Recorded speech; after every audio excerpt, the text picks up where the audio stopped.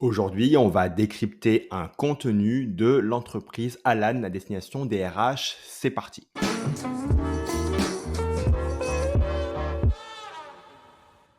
Alan est une entreprise d'assurance qui vise les RH en entreprise. Nous sommes en été, les vacances arrivent et je pense que les équipes marketing d'Alan se sont dites, OK, quel est l'un des plus gros pain points de nos cibles?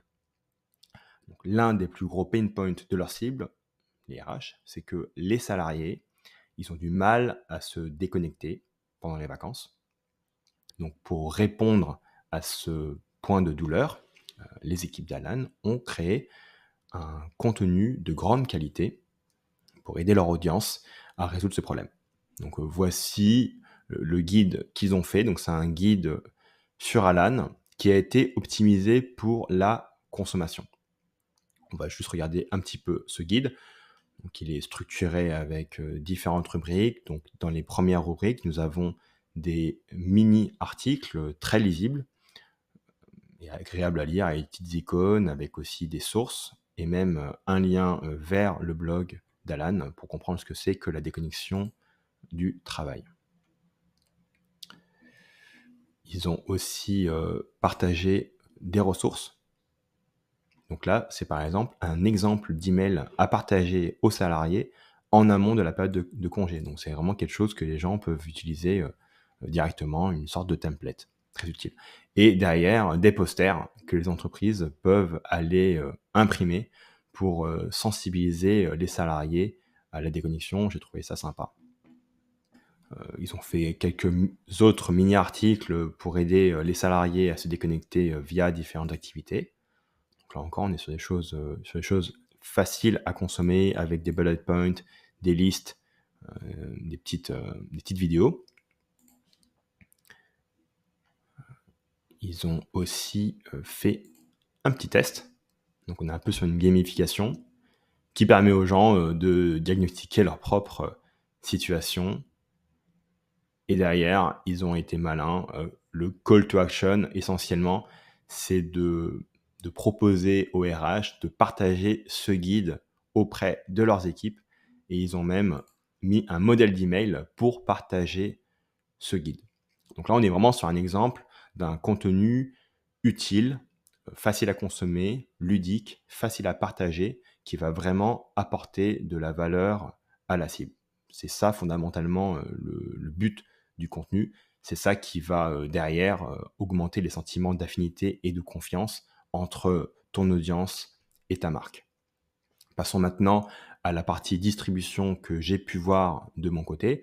Donc, ils ont fait des posts LinkedIn sous le compte entreprise de Alan pour pousser le guide. Moi, je trouvais que c'était un bon post avec une bonne accroche et derrière une description des promesses associées au guide. J'ai aussi vu ce post-là.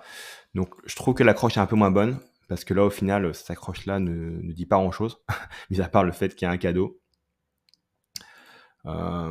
Et aussi, j'aurais tendance à retirer les hashtags. Bon, là, ça va, il n'y a pas trop de hashtags, mais j'ai tendance à ne pas trop vouloir mettre de hashtags. Par rapport à la distribution, j'imagine qu'ils ont utilisé d'autres réseaux sociaux, qu'ils ont utilisé un newsletter, bien sûr, pour aller pousser ce contenu et que potentiellement, ils auraient pu demander à certains de leurs employés de partager des morceaux du guide sous forme de post. Donc ça peut être des posts textuels ou bien des posts avec une vidéo. Puis derrière, proposer aux gens d'aller sur le guide. Et ces posts-là peuvent bien sûr être sponsorisés en tant que thought leaders. Aussi, Alan aurait pu faire des publicités classiques sous la page entreprise pour aller pousser ce guide estival. Là, ce qu'on voit par rapport à ce contenu à forte valeur ajoutée, c'est une divergence par rapport à ce que font la plupart des acteurs du B2B. La plupart des acteurs du B2B, quand ils font un contenu à forte valeur ajoutée, ils se disent on va cacher ce contenu à forte valeur ajoutée, on ne veut pas que les gens puissent y accéder. s'ils ne donnent pas leurs coordonnées. Donc c'est du transactionnel dans lequel on dit si vous voulez télécharger ce contenu ou avoir accès à ce contenu, vous devez nous laisser vos coordonnées. Il y a 2 problèmes avec cette approche. La première, c'est que cette approche a été utilisée beaucoup de fois par beaucoup de marketeurs sur beaucoup d'audiences et que la plupart des audiences aujourd'hui sont fatiguées de ça parce qu'elles savent qu'une fois qu'elles auront laissé leurs coordonnées, elles seront soumises à une séquence marketing-vente plus ou moins agressive. Et de ce fait, elles ont tendance à laisser leurs coordonnées de moins en moins. La deuxième raison, c'est que vu que les gens laissent moins leurs coordonnées, au final, on récupère quelques coordonnées de personnes qui sont pas prêtes à acheter et à qui on va essayer de vendre des choses. Et la grande majorité des gens qui vont être conscients qu'il existe ce contenu-là, ils vont pas laisser leurs coordonnées parce qu'ils n'ont pas envie de se faire vendre. Et du coup, ils vont pas pouvoir consommer le contenu. Donc c'est dommage parce qu'on a dépensé beaucoup de ressources en temps et en argent pour créer ce contenu, pour avoir au final très peu de personnes qui consomment ce contenu. J'espère que ce décryptage t'a plu. À la prochaine.